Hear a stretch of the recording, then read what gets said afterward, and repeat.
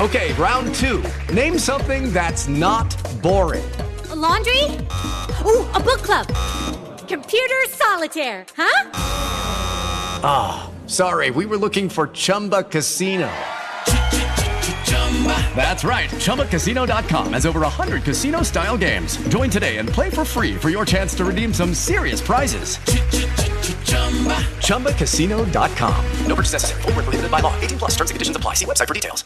It is Ryan here, and I have a question for you. What do you do when you win? Like, are you a fist pumper, a woohooer, a hand clapper, a high fiver? I kind of like the high five, but if you want to hone in on those winning moves, check out Chumba Casino. At ChumbaCasino.com, choose from hundreds of social casino-style games for your chance to redeem serious cash prizes. There are new game releases weekly, plus free daily bonuses, so don't wait. Start having the most fun ever at ChumbaCasino.com. No purchase necessary. VGW. Void where prohibited by law. See terms and conditions. 18+. With Lucky Land Slots, you can get lucky just about anywhere. Dearly beloved, we are gathered here today to... Has anyone seen the bride and groom? Sorry, we're here. We were getting lucky in the limo and we lost track of time. No, Lucky Land Casino, with cash prizes that add up quicker than a guest registry. In that case, I pronounce you lucky. Play for free at LuckyLandSlots.com. Daily bonuses are waiting. No purchase necessary. Void where prohibited by law. 18+. Terms and conditions apply. See website for details. Hey guys, how you doing? This is Mick Tully for World Martial Arts Television. It is my great pleasure because it's the one and only Tony Terranova. Tony, thanks for joining me and listening to my ridiculous preamble there. How are you, mate? I'm good, mate. Good to see you, mate. You look great. You haven't aged a bit, mate. We'll start off with the inevitable question. Tony, how did you get started in martial arts? Oh, wow. Okay. Well, you know that because we're from the same end of the woods. But I actually started when I was about 18, and firstly in Kung Fu, which I didn't, everyone to their own. It didn't sit right. And then I met Johnny Johnston, who was a pretty powerful doorman in Coventry, and we were friends, and he dragged me into the old Shotokan days, and they were rough. It was full of doormen. Geoff Thompson was in my hall. But that was the start of my journey, and John was very out of the box then. He would take me to judo places, he'd take me to Dead Barrett's kickboxing, and made me buy a bag. So from the early days, my MMA came from him, because his view was, Shotokan's great, but you need to pack this into it, and that into it, and that into it. And then from that, my work moved me down here, and I got away from that. But I kept in touch with Geoff, and did some courses with Geoff. Always been close with him. And then I met Master Sken. Spent some time with Master Sken, who's just a guru in Thai boxing. And then from there, started my BJJ journey really late. Initially with John B. Will, who was really good, and then moved over to Chico Mendes. So 45 years later, I'm here, still doing it, still training, 7 days a week physically, and doing the martial arts when I can. And I've learned the same thing that I told you when I first met you, Mick. Martial arts is just one word: movement. Movement. I use this all the time when I talk. I talk to people all the time and say it, because you've always been like that. Remember the first time we ever really met? And you were just, I looked at you moving, and I was like, have you done Kali? And you went, no. And I said, you move like a guy who does Kali. And you were like, really? And then when I got to know you, we talk about Shotokan. And I was like, you're the most, and I mean this in the nicest possible way, because there's Shotokan exponents. So you mentioned, we'll go back a little bit. So you mentioned Johnny Johnston, right? Johnny Johnston is one of the most open-minded men you're ever going to meet. But you get why he does Shotokan. Because just when you speak to him, 5 minutes conversation with him, you get it. And he's doing the Three Amigos now with Steve Lowe and with Simon Oliver. And you see those guys, you go, I get why you guys are karateka. I get it. And they make it work. But they're old school, it's that old thing that as you get older, you realize if you do Tai Chi and train it like a wrestler, you're going to be badass. So there's no real bad martial arts, right? No. But with you, I looked at you and I was like, Shotokan. And then obviously Geoff was like, oh yeah, Tony, back in the day, man, he was a Shotokan guy. And I'm like, he must have stuck out like a sore thumb, because I mean that in the nicest possible way. Yeah, I did. Because you've always had a fluidity thought process as well, which is where I want to actually take this to.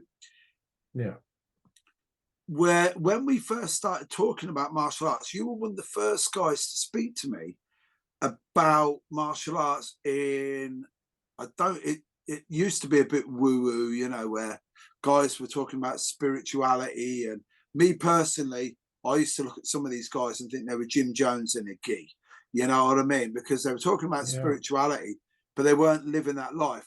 And you were funny because you turned around and you said to me, first of all, movement, just for movement's sake. And then at the time, you were fighting, teaching under the banner of Fighting Fit. Yeah. And the fighting fit thing made me smile because you pushed it. And I want you to expand on this if you can. So you pushed the physical aspect of training to literally the point of exhaustion I saw with a lot of people. Yeah. But there were certain characters that trained with you that I was like, they're never going, and I mean this in the nicest possible way, they were never going to fight anyone.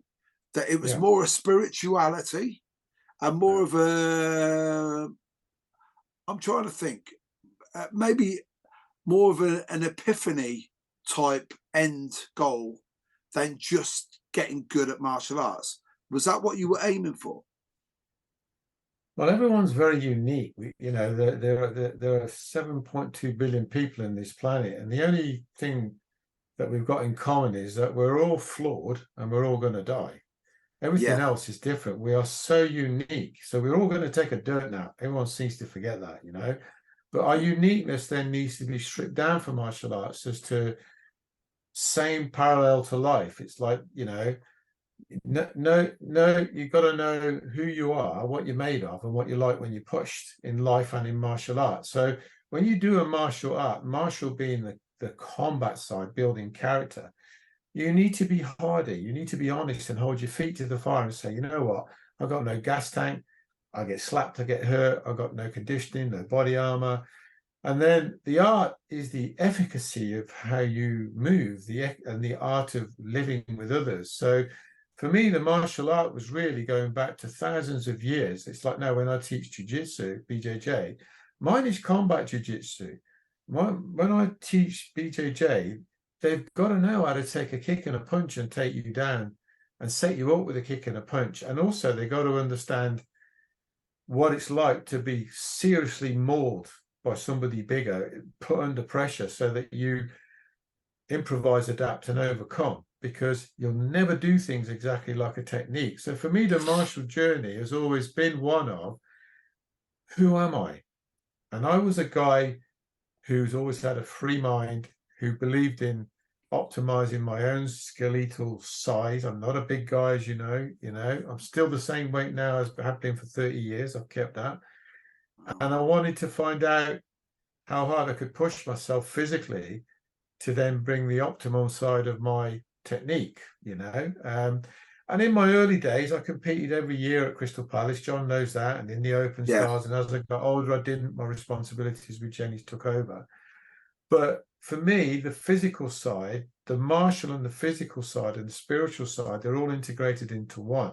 And I'm okay if somebody doesn't want to do that. Again, you're your own person. But for me, I have this thing where if you're going to invest years in the martial arts and become a black belt and do all that, be honest with yourself, be honest with your students. I say, if you want me to teach you, if someone attacks your family, you've got a chance. But some people train and it's okay, and they wouldn't be able to use that in any efficient way. And there is nothing wrong with that. So in answering your question, for me personally, the physical aspect was to monitor my aging, my movement, how to adapt, so that you become the best version of you by pushing yourself to the limit. Doesn't mean you've got to be the best fighter, but that'll still protect you, because no one likes a guy who constantly attacks and coming forward. You can fight a guy whose technique's not as good as yours, but he just keeps coming forward. He doesn't give up. There'll be a point in you when you go, I don't want this. Yeah. Yeah. So and it was a metaphor for life. It was like when I trained the guys here, I hill train them, I weight train them. Yeah. And I used to take them up the hill with 25 kilogram bags. And one of the lads, Matthew, one morning said, "Why have I got to carry this bag?" I said, "Because it's a metaphor for life. Carry your load." And he never forgot it. He said his life changed at work and everything, because we would do 2-3 hours out with the heavy bags, and it was like he learned to carry his load. He learned not to put it down, So in answer to your question, I judge nobody. I have no issues with what people do. But for me, if you're going to train and invest that time, it's like investing to be a mechanic, be a mechanic, So it's my metaphor for life of like, and know who you're like when your back's against the wall, when you're pressurized. And that is what saved me and helped me to look after Jenny for the last 30 years with Huntington's disease. Yeah. All that training, all that neural connection, all that neural memory of going, I can't do this, I can't do this. And that learning that you've always got one more rep, one more minute, one more step, one more mile, one more punch, one more round. When the chips are down in life, it's that same neural collection that says, you got this. You got this, You've got this. It's a bit long-winded, but that's my thing. No, it's a real, because as you were saying, it's one of the things that I've always admired about you is from day one, I've always loved you. And I mean that, because you've been very inspirational to me. First time I ever really put on a gi, you were there. You actually got 2 stripes. And what's his name? Mark Collett got 4 stripes. John Will was there. And I've said this in so many interviews. Will's had this, right? You graciously invited me and Al Peterson down to meet John. It was the first time we ever met. And then John turned around to me and he said, I've still kept the email, by the way. He sent me an email afterwards and he said, I'm really reticent when I meet new people. He said, I'm always very guarded. He said, but I don't know, there's something about you, Mick. And he says, you and Alan, he goes, you're a great advert. And at the time, we were still, I was always more Carly, JKD, even when I was karate. When we were doing all that reality-based stuff, I always steered away from that because I was like, well, I don't really need to learn how to fight, even though I do fight, because I've got social skills. I know how to talk to people. Dare I say it, I'm quite good at making people like me. And last time I checked, it's very hard to punch another person in the head if you actually like them. So I used to always use that. I used to say, yeah, but I'm only doing it because I enjoy this. This is fun. I had a conversation with John. I remember coming back from your place and I was like this going, if that guy was doing Tai Chi, I do Tai Chi now. And that's when I threw myself into BJJ. But it was really funny because I was watching you that night and you won't know this because you didn't realize you were going to you were just hosting John. You didn't realize you were going to get 2 stripes, right? And I remember you getting 2 stripes. And I remember we've got a picture of us after the seminar. And I remember you looking down at your belt with 2 stripes on a white belt. And I remember looking at your face and you won't realize this, but this is a serial killer in me and I overanalyze everything. But I looked at you and I was going, that guy's more made up about that. And I reckon almost is when he got his black belt at karate. Because it was like, I remember you going, I wasn't expecting this. And you said it a few times. And that, as I said, that bit there, impressed me. But for all of your prowess and, and you are physically a talent, we went, I think you'll remember, we went to Resorts World to go and watch. We were going to go and see Clubbed, the Geoff Thompson movie. And you were there, a couple of your guys, Jenny was there as well. And then I remember it felt to me like it was 2 weeks later, but it was, I don't know, it was a couple of months later. And then that was the Huntington's disease. And I was like, what, that gorgeous, vibrant woman that I was chatting to.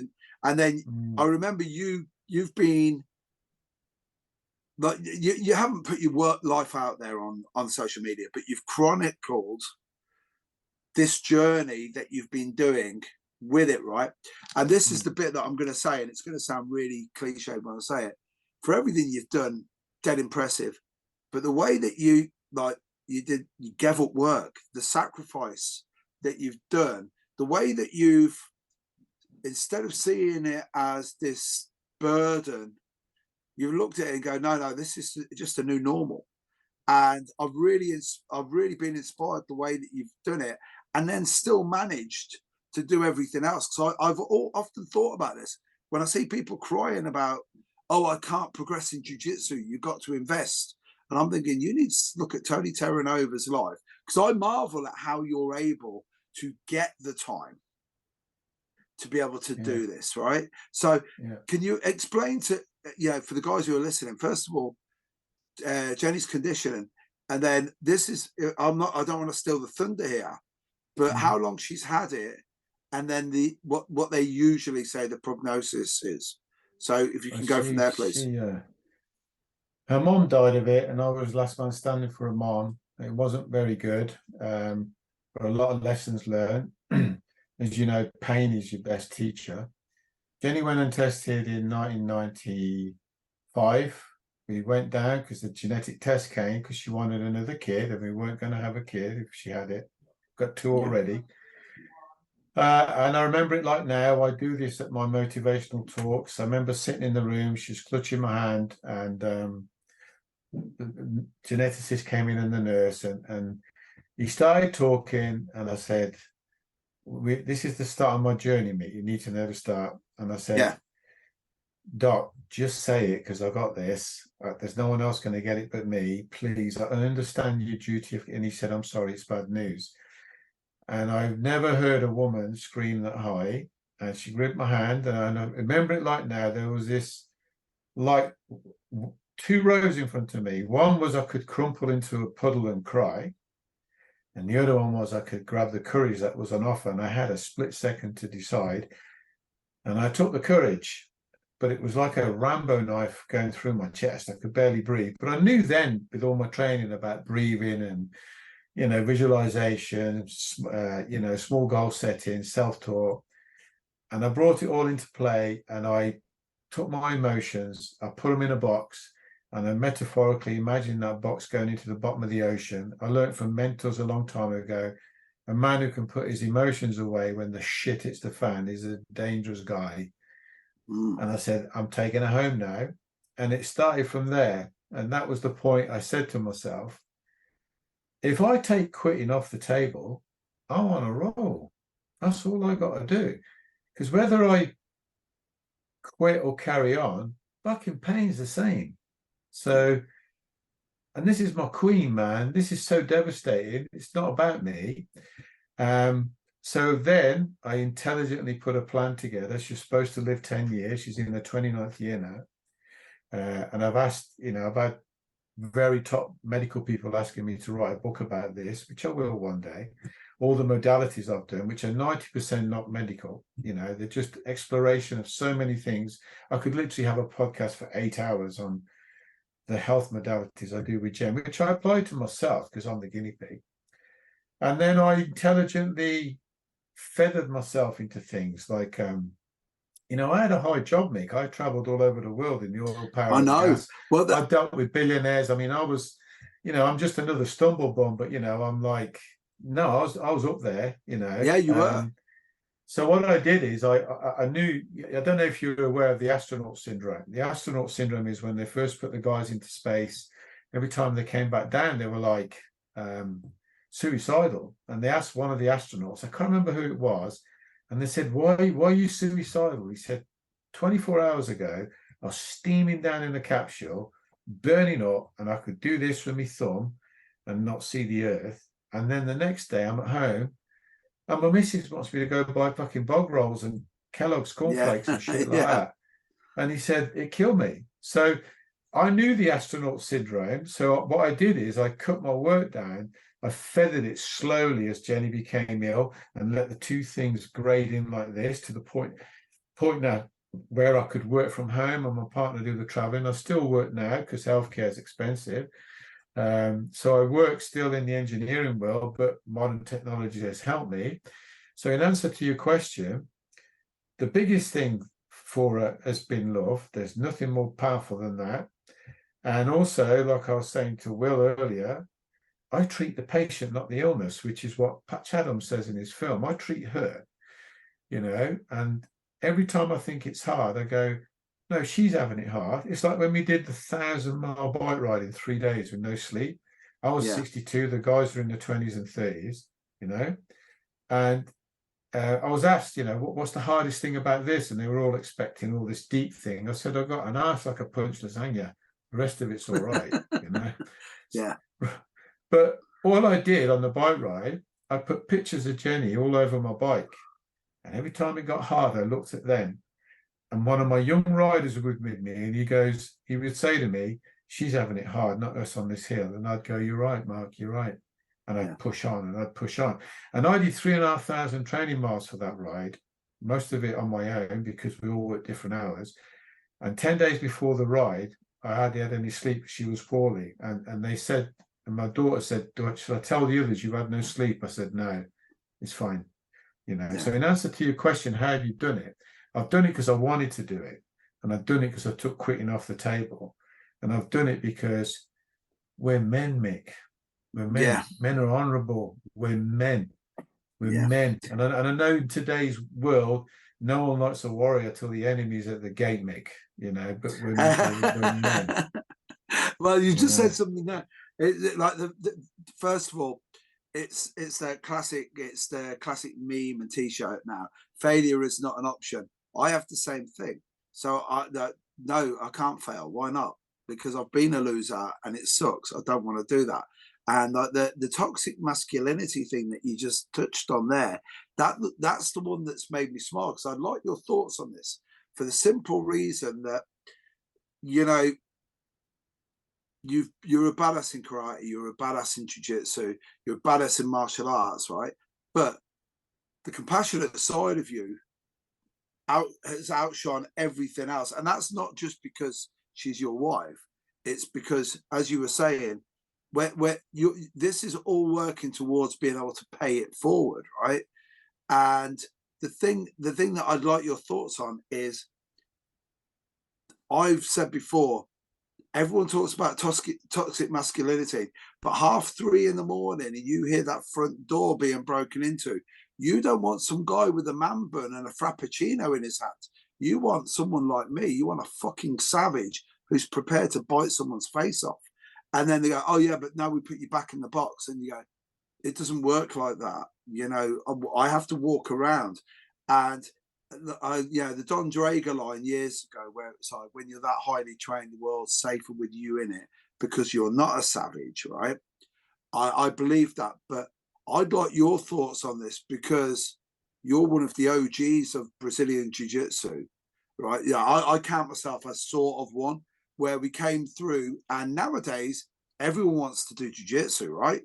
But Tony, when we started doing it, it sucked. You got the shit kicked out of you by guys who sometimes didn't really particularly like you. And they were enraged because they knew that they had this great martial art. And they were like, but these guys turn up and they disappear, because me and you both know the amount of guys, how many guys started jiu-jitsu with you and have got to the black belt? There's not many, right? That's so. No, they're as rare as rocking or shit. That's it. And this is what I'd like your take on.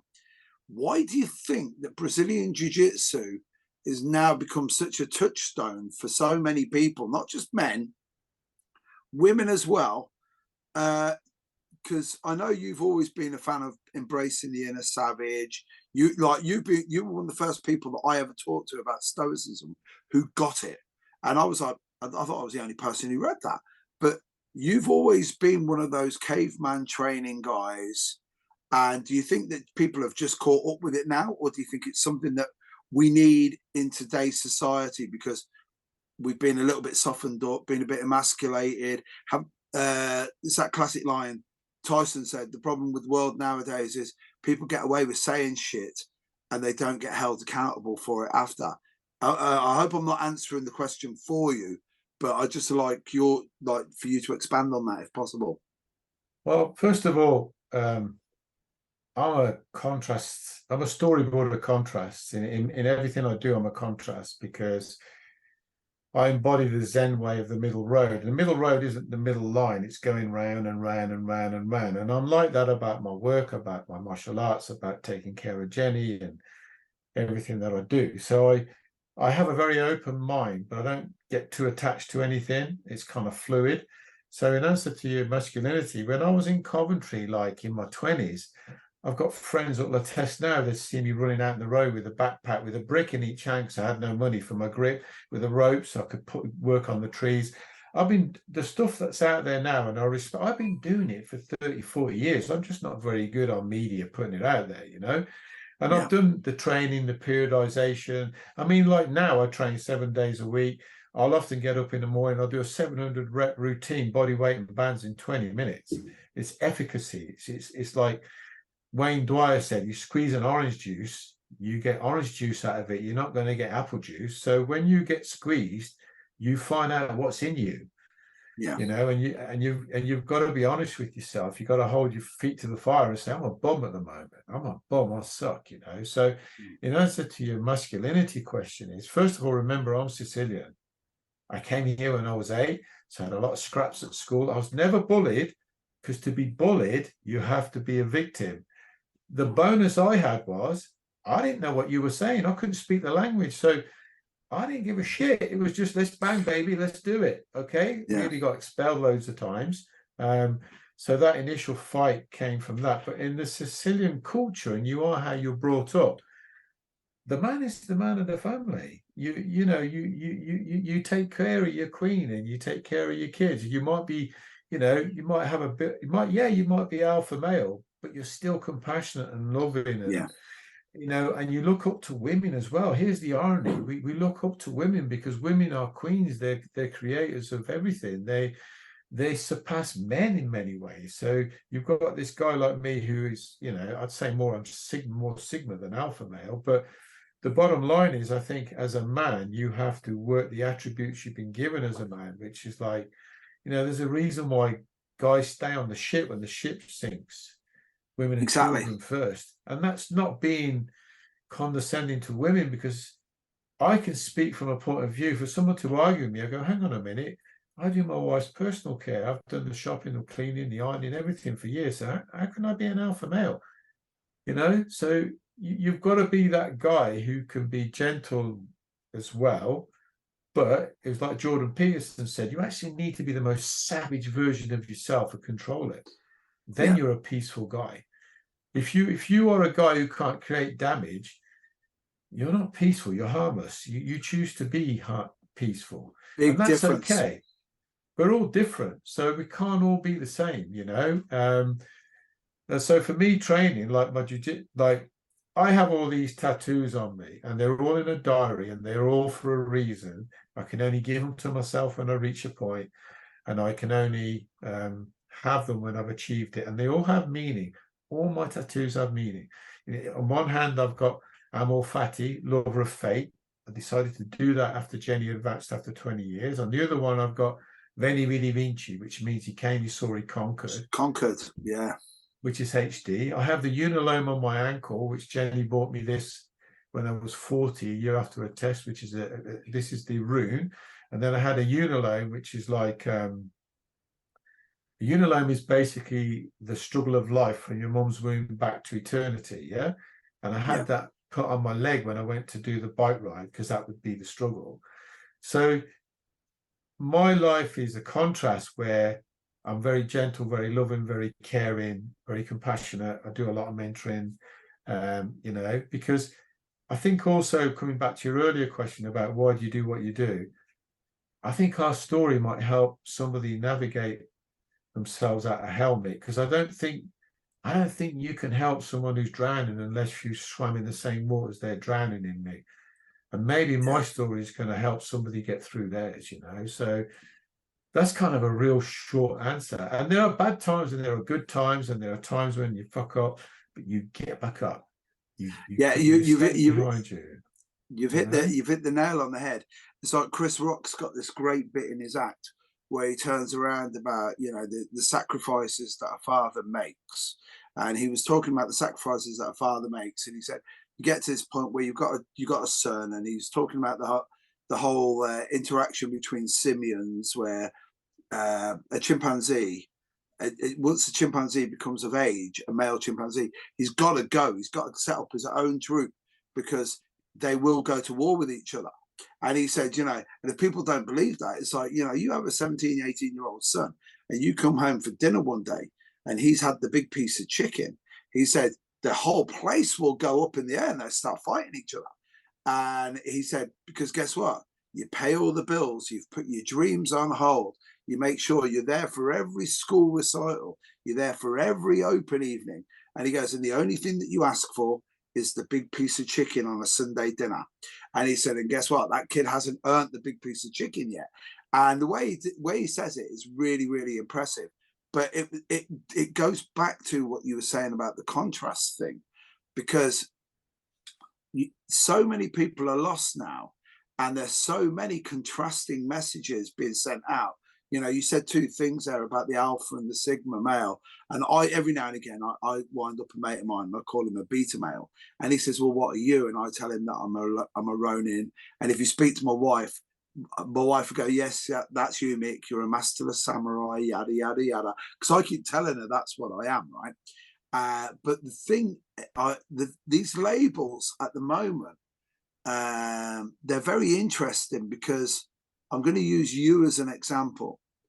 You were the first person that I ever spoke to about the benefits of cold water, cold showers. You were talking about Wim Hof. You were talking about Wim Hof. Years.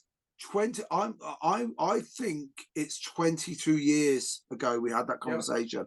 Yeah. That was the first one. Then you talked to me about conscious breathing, and we were talking about breathing, and I was mentioned to you about anxiety. And you said, have you tried conscious breathing? And I went, what? He goes, you're just doing, and he goes, and you're not even thinking about, what was the word you used? You're not marinating in the breathing, right? So you did that. And then you sent me down, you won't realize this, but you sent me down. I've been reading Stoicism and Stoic philosophy for ages. And we talked about heroes, and I'd mentioned about Michelangelo being a hero of mine. And I'd said to you, everyone now turns around and go, oh, I'm a little bit OCD. I am. And, ADHD, there's got to be something in there as well. I'm obsessive. And we were talking about Michelangelo, and I said about to be that driven to do the Sistine Chapel, and then to do some of the stuff that he did, which like putting Pius on the door as you walk in through. No, it's Gregory. He put Gregory in through the front door because he made him more important than God. And I was like, yeah, Mick Tully would do stuff like that. And then you were the guy who turned around to me. You were on about Leonardo da Vinci.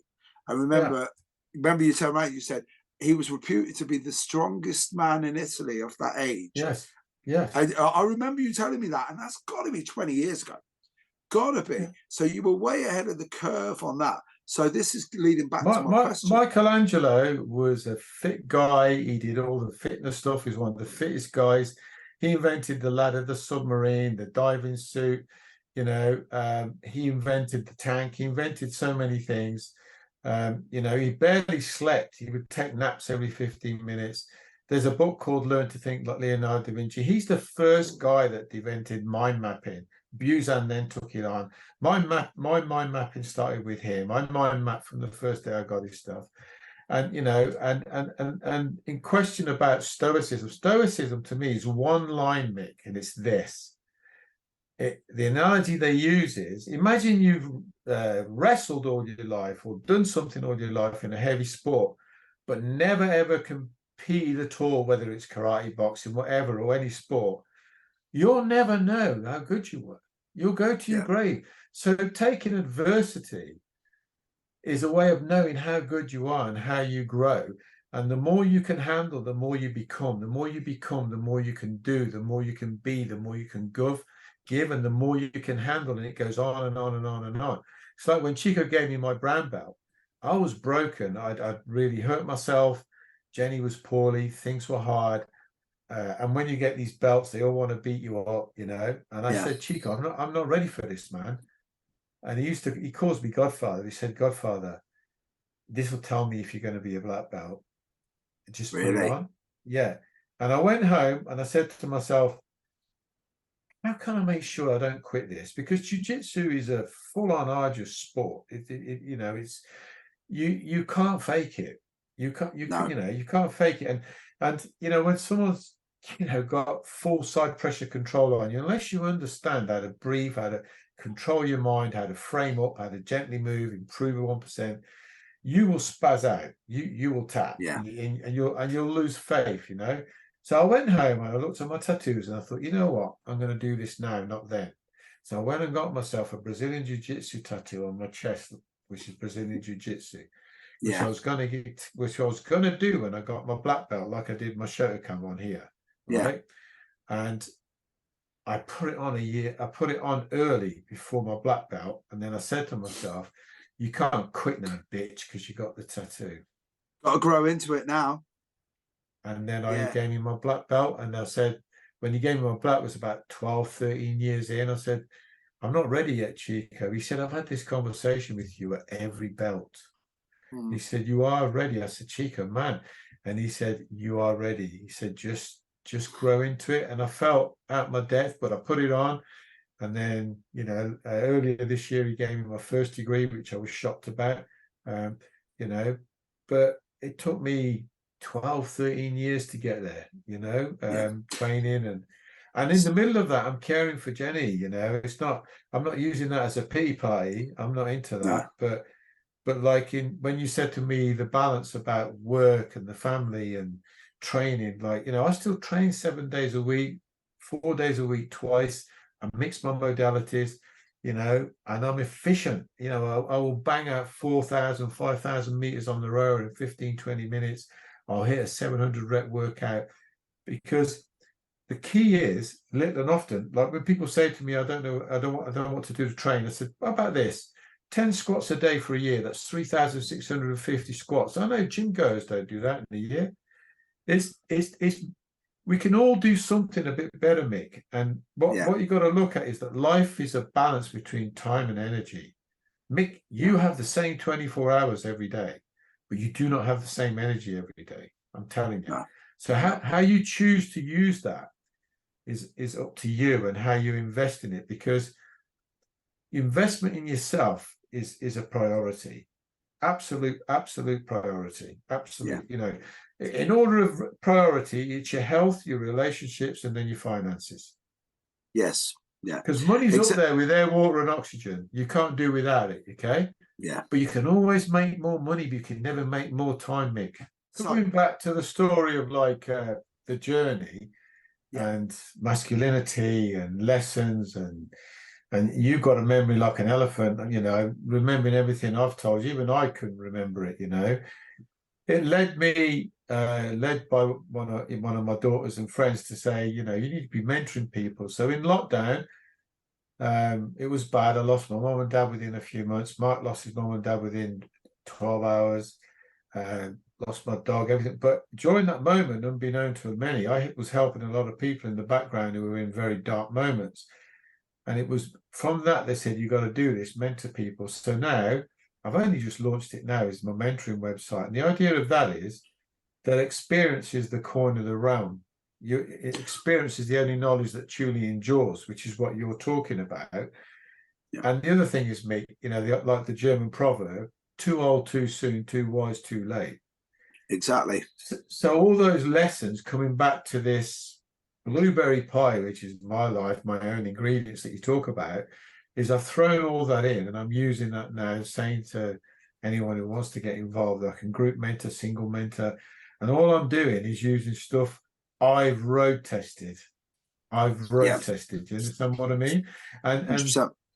And if you can authentically say, I have been with my wife 40 years, I have been looking after her for 30 years, she is a hero, she's a real warrior, not me.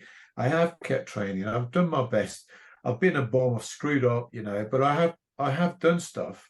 And it isn't just measured by money, it's measured by consistency and who you are and so forth. So that's kind of like a roundup of all the questions you asked me, is where I'm at today, kind of thing. So, well, the mentoring thing, it's really, really got me because I've found myself I had a conversation years ago with Terry Barnett over this, where I got to finally train with him when I was 32. And then we really became friends, teacher first of all, then a really dear friend, confidant. He's one of the people that I modeled my life on. And I remember having a conversation once and saying to him that I felt shortchanged. And he went, what? And I said, well, I really needed you. I needed someone like you, like a karate movie or an old kung fu movie. I needed that wizened old sage to help me. I was the callow youth that needed leadership. And he goes, but you didn't need leadership. And I went, and I remember, and it was one moment where I realized there's part of me that's still living in the past, that I'm still this scared little kid, right? Because I was like, yeah, but I needed that. And he goes, no, have you ever thought, Mick, you weren't that guy. You were the wizened old sage. That's what your role's supposed to be. And then I know this now, because when people come and train with me, first of all, it's like you were saying, like, experience is everything. I wouldn't say anything to anybody unless I'd done it myself. So I use this adage at work. I will never ask you to do anything that I'm not prepared to do myself. That's a really old school way of conducting yourself, but that's it. But then I've noticed myself that there's this real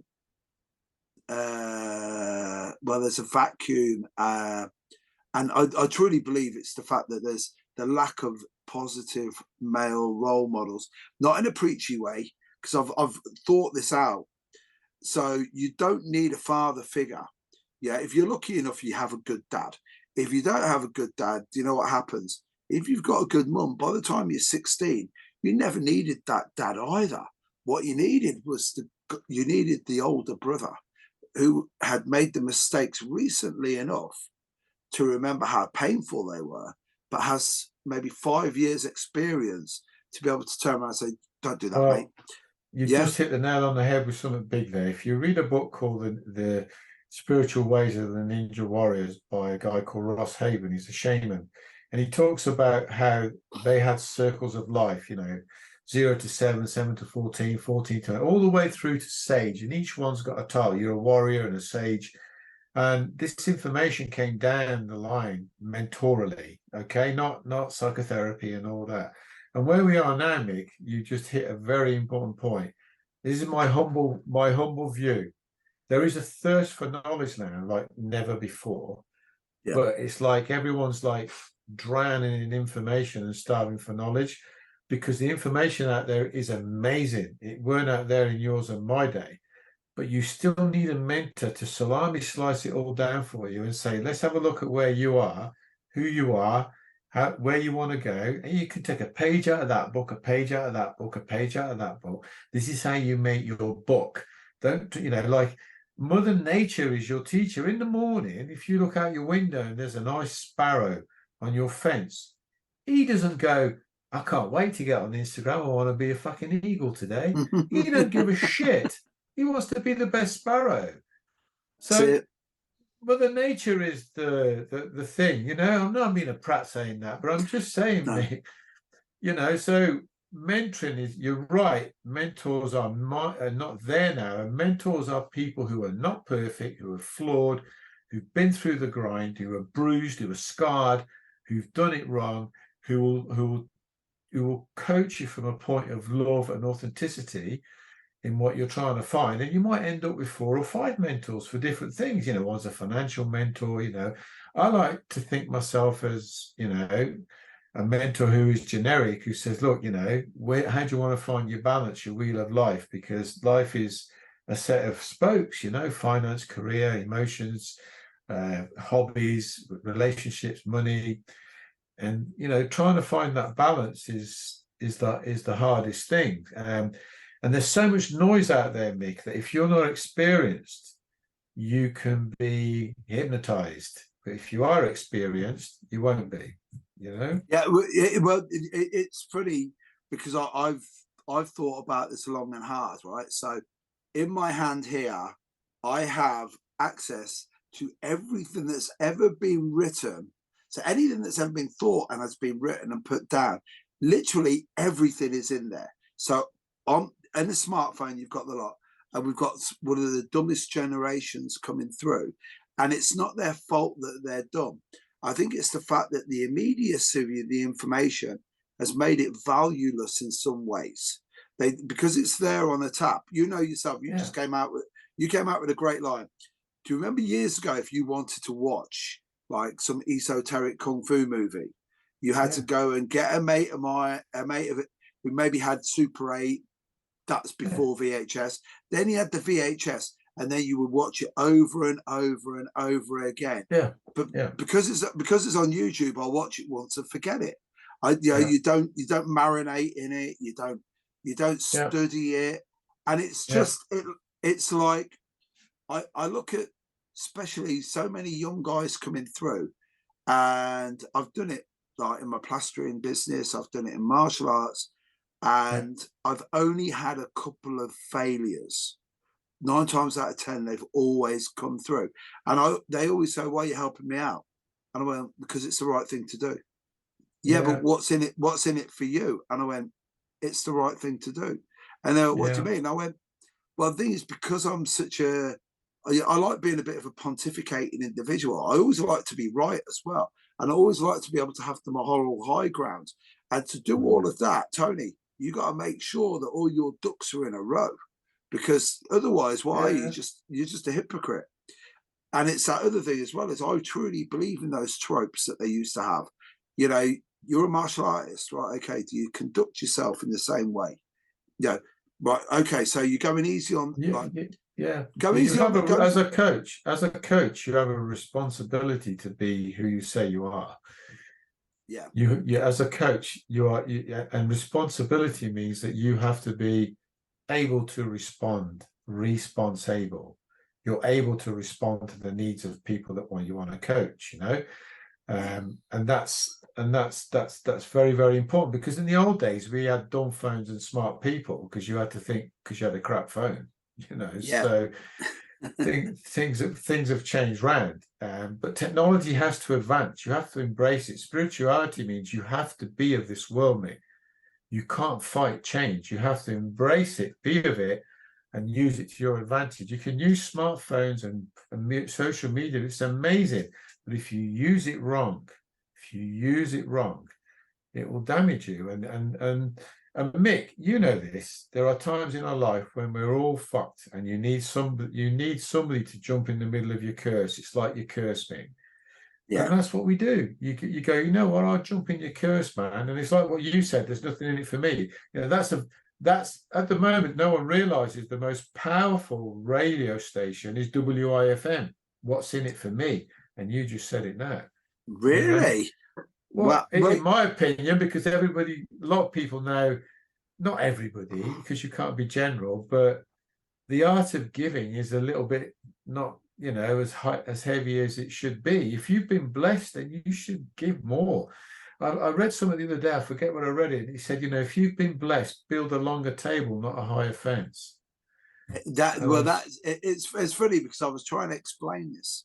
I got a couple of the young guys who train with me at jiu-jitsu, and he's been on my case a little bit. You got far too many gis, you got far too many t-shirts. All your t-shirts have jiu-jitsu and stuff written on them.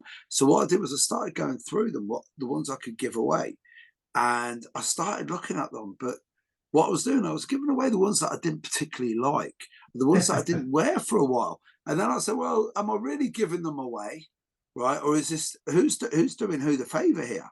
So of course, there's one guy in particular, I've got to give him a shout, Iannocaro. He's a great kid, purple belt. He's a phenom. He's one of the loveliest kids I've ever met. He's a great guy. He's 26, 27 years of age. And we were chatting, and I said, dude, I'm like 31 years older than you. No, 29 years older than you, sorry. And I know he likes a craft ale, right? And he likes craft ales, and he really, really likes old school MMA. And so I rocked up and I gave him a couple of old school t-shirts, a couple that Henzo Gracie had given me. And the thing was, they did really, but they meant a lot to me, but I knew that he really did get in them. And then he says, look, every Thursday you turn up, like, I'll go training tonight and I'll turn up and I'll give him a can of craft ale. I said, drink that after training tomorrow night. It will get you to sleep, right? And he goes, you don't need to give me that. And I said to him, I said, dude, maybe I'm just getting old, but you don't realize there's an absolute joy in giving people stuff. I said, because it was just sitting in my drawer.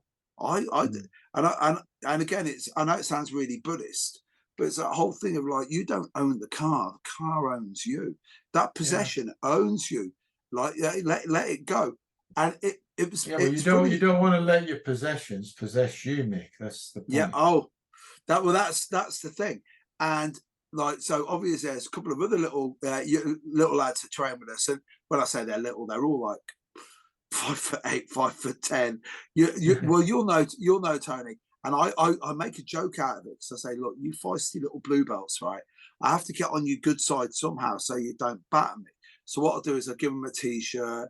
If I've got a gi that I don't wear very often, I'll give it to one of them.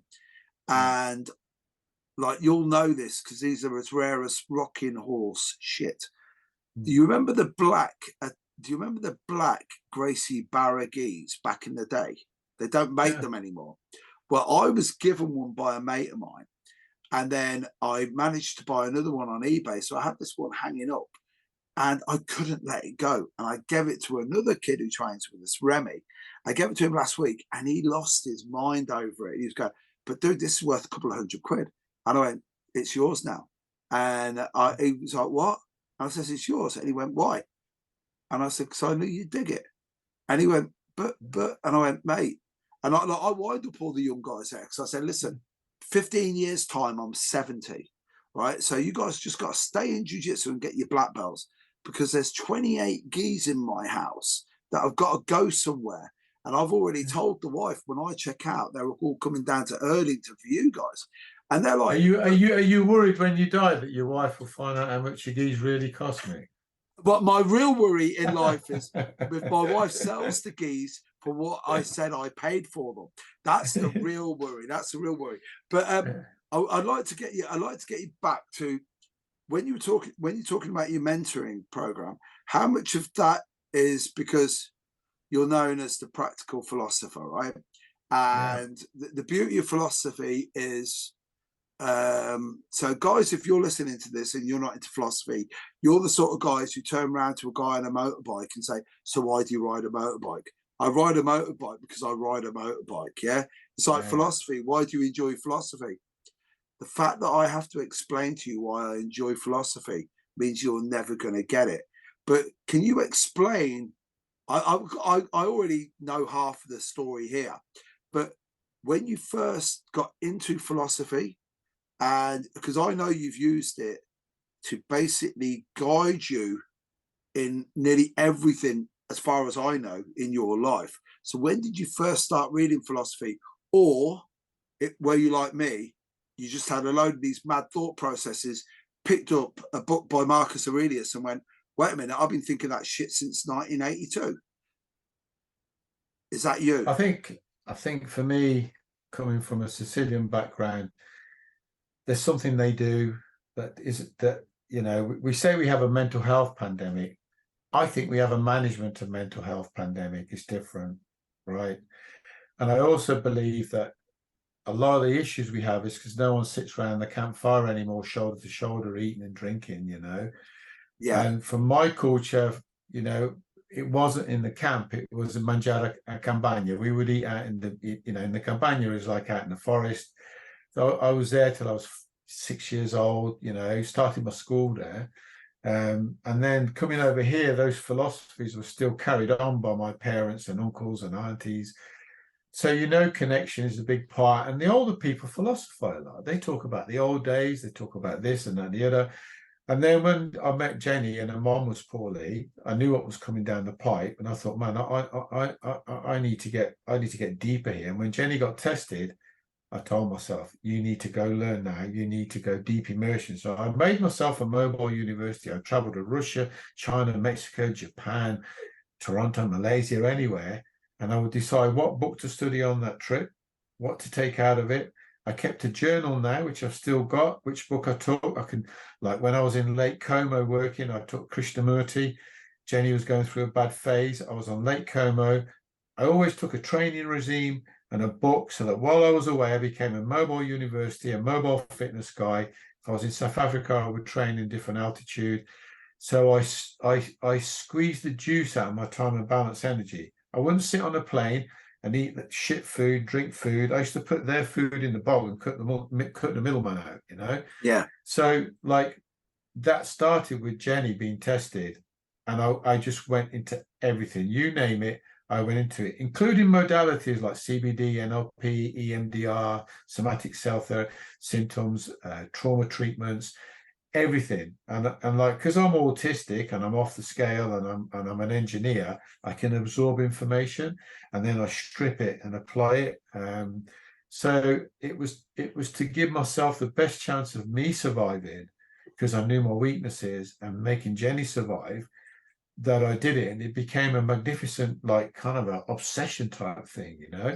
Yeah. So, and I would use a 20-hour flight. When I worked in Siberia in January, and, you know, it was like -40, you know, and it was like freezing, but I still took my stuff, I still trained, I still read.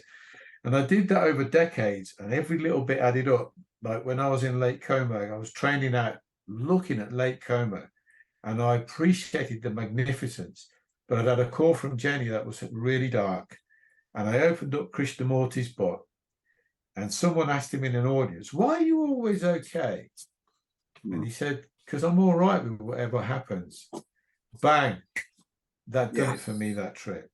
I'm okay with whatever happens, you know? So in answer to your question, I did it for the benefit of others, and then out of it came this knowledge that I was able to strip and absorb and analyze and field test. And that's what I use now. Like, you know, I'll do group mentoring or business mentoring. I'll do motivational talks. I'll do one-on-ones, but it's more financially efficient if there's 3 or 4 of you, you know. And all I do there is take my life experiences and say, can these help you? Because, you know, I've had a divorce. We all fuck up. I've had a divorce. I've been married 4 decades. I've lost a business. I've built a business. So, you know, failure is our greatest teacher. So you reconceptualize it as an opportunity to become better, because failure is just an event, Mick. We created that word, and it's timeline. If I played you at tennis now for an hour and you won, if I played you for 3 hours, I might win. Exactly. You've just said something. I use it all the time. I tell beginners, especially jiu-jitsu is the best one, because as you said, it's the one from day one. You're literally going to be put under the cosh, and you'll find out who you are. And then what I like about it is, I found out who I am. I'm weak, and I went, you are at the moment. And they're like, what? And I said, no, don't accept that you're weak. And they go, yeah, but how do I get good at jiu-jitsu? And I tell, even down to the kids, but I don't use the same language for the children. I always say, you don't get good at jiu-jitsu. You run out of ways of being shit at jiu-jitsu, because literally, that's me. Because it's like, right, okay, so I've done 11, say we'll use arbitrary number, 11,000. So I've done a shit armbar 11,000 times. I've run out of ways of being awful at it. Now I've got to be good. And then it's that way that you have to, you just have to reframe your thoughts. When you were talking about NLP, you were the guy that, after speaking to you, I went and did my practitioner and my master practitioner courses in NLP. And only for one reason, one of the builders I worked for, I couldn't connect with him. I could have got it. I could have saved all the money, but I probably wouldn't have learned the lesson. And by the fact that I spent all the money meant I really learned the lesson. But it was literally down to VACOG. He'd be there and I'd be saying, listen, I'll speak to you next week. I'll see you next week. So I'm visual and auditory, and he's going, you don't know how I feel. You never stay in touch. And I'm going, look, I'll see you next week. And then couldn't connect with the guy. And then next time I saw him, put my hand around his shoulder. I said, come here, me old mate. Let's have a look at this. Feel the quality. And then he was going, my God, Mick, what happened? You know, I always knew you were my sort of guy. And I'm like, no, it's just, you've told me now that you're a little bit more steering towards the kinesthetic portion. Now, if you don't mind, we mentioned earlier Jordan Peterson, right? So he's a very contentious individual with a lot of people, right? I personally think he's a great man, and I think about 70% of what he says I really agree with. Then there's probably 20% of it that I go, and then there's 10% I go, no. But the thing is, I love all of the Beatles apart from Yellow Submarine. So guess what? That means there's always going to be something that I don't particularly like, right? But why do you think that people like Jordan Peterson, there's a few guys, Chris Williamson, who does the Modern Wisdom podcast. Why do you think these long form podcasts are so relevant and so popular now than ever? I think it's because there's a disconnect in society. So in the real world now, what you've got is everyone's looking at the 2D images on the screen and forgetting the 3D images next to them. And we have got a decline in the wisdom as the years have gone by. And now what you have is like you've got an access to the author immediately who's able to elaborate on what they've learned. Like Jordan Peterson's very well read, he's very well scripted, he has a lot of knowledge in many areas, okay? And he's an expert in what he does, and I like a lot of what he does. Some of the stuff I won't go with, but the pages I'll take out of him. And because there is so much disconnect in the world and confusion and loss, people are looking for direction. There is a thirst for wisdom now, Mick, right? And anyone that can elaborate that, and the more you can simplify it as well, the more you can break it down. And where you can get lost with some of these guys is sometimes they can go a little bit too deep, which is good. It can appeal. It can appeal to certain audiences, but the general audience, the example I'll give is, you'll have somebody talking about how to make your life better. It will go something like this, Mick. We'll play a game, yeah? You need to meditate. You need to have a cold shower. You need to have infrared. You need to stretch. You need to train. You need yoga. You tell that to a single mom with 3 screaming kids who's absolutely bollocks first thing in the morning. She'll go, fuck off. I've just about got enough time to get their toast on and get them off to school. So what you've got to do with her is you've got to appreciate the situation she's in and say, look, all you got to do is start off with a hot shower and just finish with a cold one. And then, when you've packed the kids off to school, before you get in your car, just breathe for 30 seconds, do 10 squats a day, start with that, and your self-esteem will begin to grow. Squeeze the juice out of the 1 minute changes.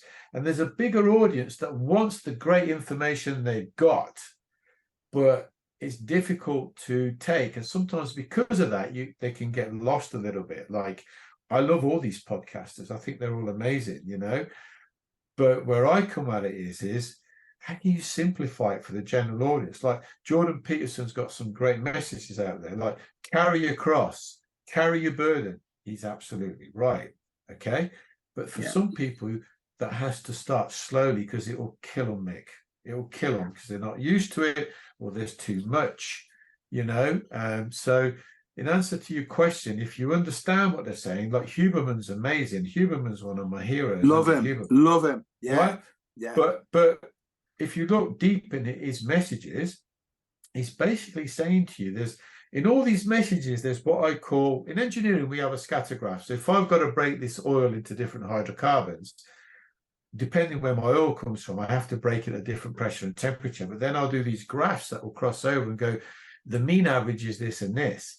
So if you take the mean average of all these people like Goggins and even, Andrew Tate, people give him a bad time. He says a lot of good stuff. Sorry, I'm not going to agree with everything, but he says a lot of good stuff. And he is what it says on the tin. He's a beast, Yeah. And then you end up with this common thread, Mick. And the common thread is this, Mick.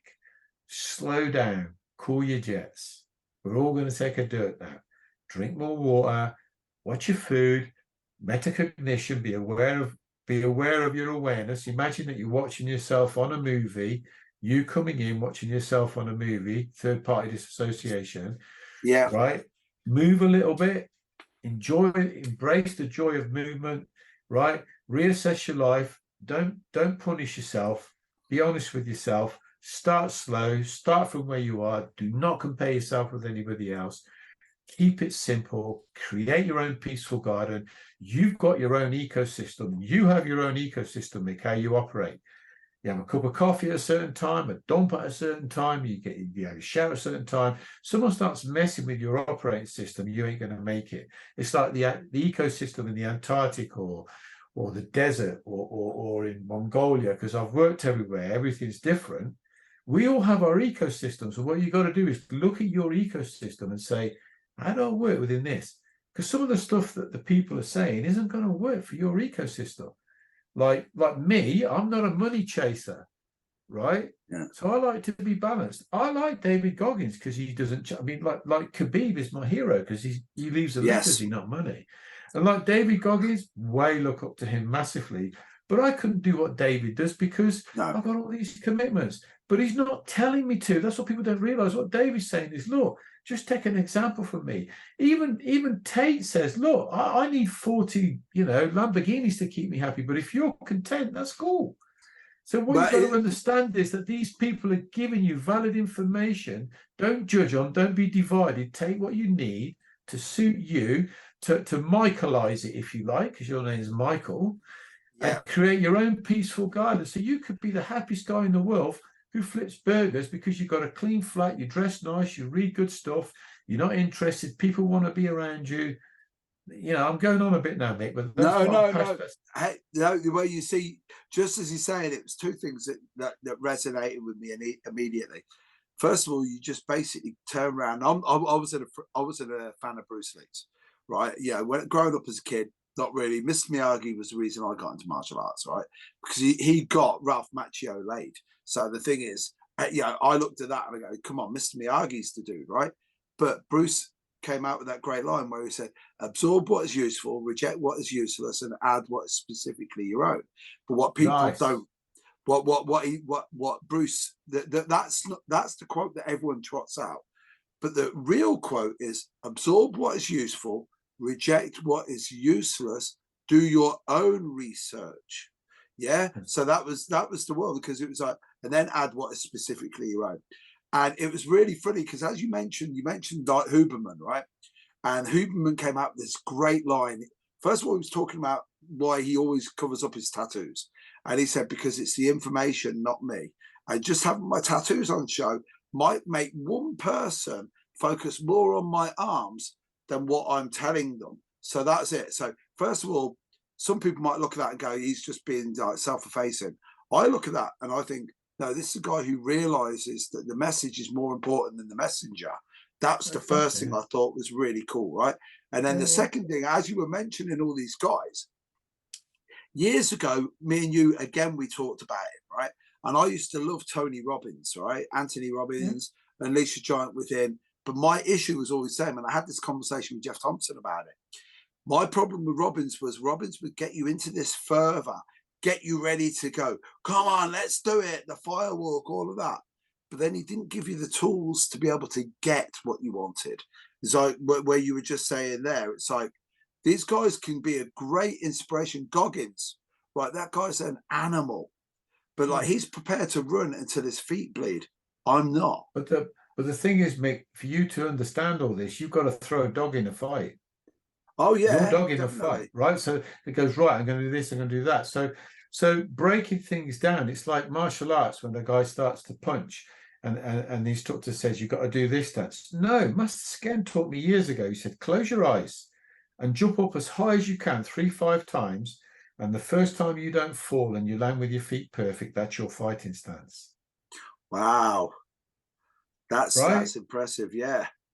Okay, that's Master Sken telling me that. Okay, he said there is a template where you can't cross your legs and you can't be narrow and all that, but fundamentally where your feet land, where your ankles land, where under your hips is based on because your subconscious mind is designed to protect you. It will not let you fall. So if you push your subconscious mind to keep you safe, it will find your kinetic balance, right? So you can't be a clone of your coach. You've got to find your way of doing it. So what led me to the mentoring was, I'm no guru, I'm just another stumble bum, but I've lived it and I've done it, and I do have an ability to strip things down, whether it's martial, whatever, food, purely because I've had to, because my situation is so restrictive. I've had to find a way to squeeze the juice out that hour, you know? So all these people, we've got to stop being divided and criticizing this guy. They are all bringing something to you. You choose. And if you can't choose, get a mentor to help you choose so that you don't become obsessed or, you know, because, you know, like your story becomes someone else's survival guide without a doubt. But also, more importantly, remember that what's been taught today might be bollocks in 6 years' time. Like years ago, it was don't eat fats. Now it's fats keep you fit. So the way you do it is you do the Mick test. You go, well, I've listened to this. I'm gonna eat this and see how I feel, see how I feel, see how I feel. So it's all about, really comes down to one thing. Who are you, Mick? That's what it comes down to. Well, you just said something amazing there again, which is when you used the classic word. You said restrictive, right? And again, when I teach, depending on what I'm teaching. So if I'm teaching Jeet Kune Do, I always throw a few anecdotes in about Bruce Lee, right? Bruce Lee, as I said, I always say I didn't know him. Everybody that I've spoke to who knew him said he was quite arrogant. He believed his own press.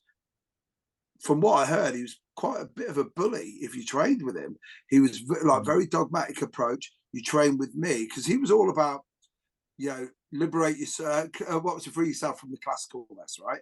And liberate your thoughts, all of that.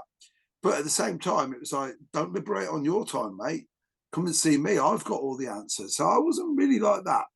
But he had this great thing where he said liberation through restriction.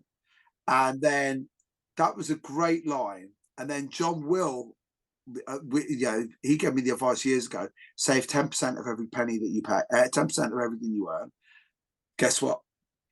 15 years time, you're going to have this wealth of money, and you work through it. And it's really worked for me. So I'm like, I want to wrap up on this, if you don't mind. Yeah.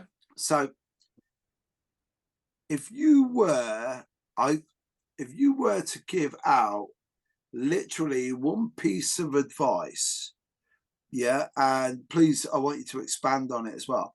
One piece of advice in regard to just having a better and more rounded approach to life, towards training. As you said, the mental health thing is the one that got me, because people now think that a mental health crisis is a hangover on a Monday morning. That's a hangover, mate. That, you know, when you've had a sustained 3 weeks of anxiety, then come and talk to me, you know. But I digress on that. But the thing is, if you had to give out one piece of advice, it doesn't have to be 1 point, it could be several. What advice would you give to, say, somebody that just was even thinking about needing a mentoring program? What would you say to them? I think my message in life in general, Mick, is, because I'm, you know, I like my Latin, I'm Italian, is memento mori, which means at any minute you can die. And I think the more importantly you embrace your mortality, that you're going to take a fucking dirt nap, brother, or bring meaning to your life. Death brings meaning to life, Mick. So don't waste any time. Don't get hung up in small stuff. Don't sweat the small stuff. It's small stuff, as the book that was written. Call your jets. Find out exactly who you are, and if you can't get a good friend or a family member to help you realize you're not bullshitting yourself, and find a way for you to get through life that suits you and makes you comfortable and not anybody else, and write your own script, because when you die, you own nothing, brother, except your own story. So at least make sure it's a fucking good one, man. You know, that's about it. No, just as you were saying it, it's like stuff that we talked about earlier.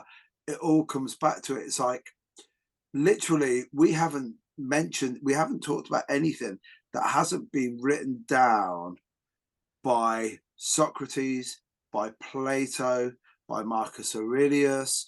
And these great podcasters, they've also, all these things, all these great podcasters have done it. So, you know, there's nothing new here. It's just a different slant. It's a different take. It's a different proposition.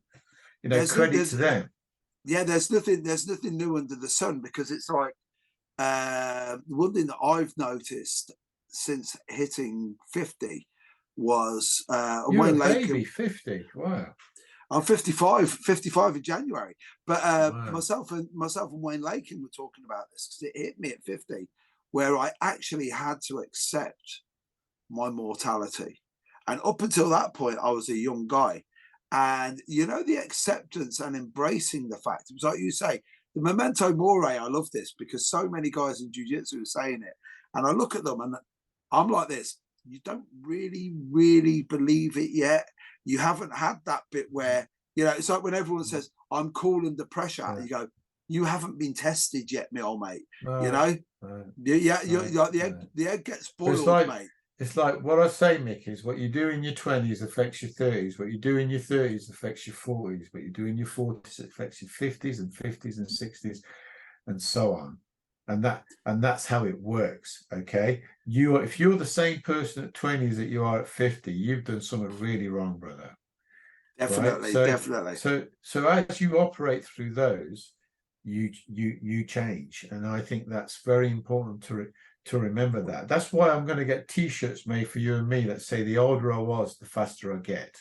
Now that I can live with. That can I live with. Tony, the older I was, the older I get, the faster I was, it will say. That was the one. That'll be the one. Now, Tony, before we sign off, so how can people how can they connect up? I know you got the Practical Philosopher, that's on Instagram, right? So I've got a website which is thepracticalphilosopher.co.uk. I'm on Instagram, Practical Philosopher. My daughter came up with that name. I'm not very good with names. I remember I did a draft book in 2007, and it was called, looking through, the nuts and bolts of living, looking through the eyes of an engineer. She said, Dad, that's shit. I said, what should I call a book? She said, your book should be called The Monk with a Baseball Bat. And it's, that's it. No, that is actually, the monk with the baseball bat. I do get, that would really work for you.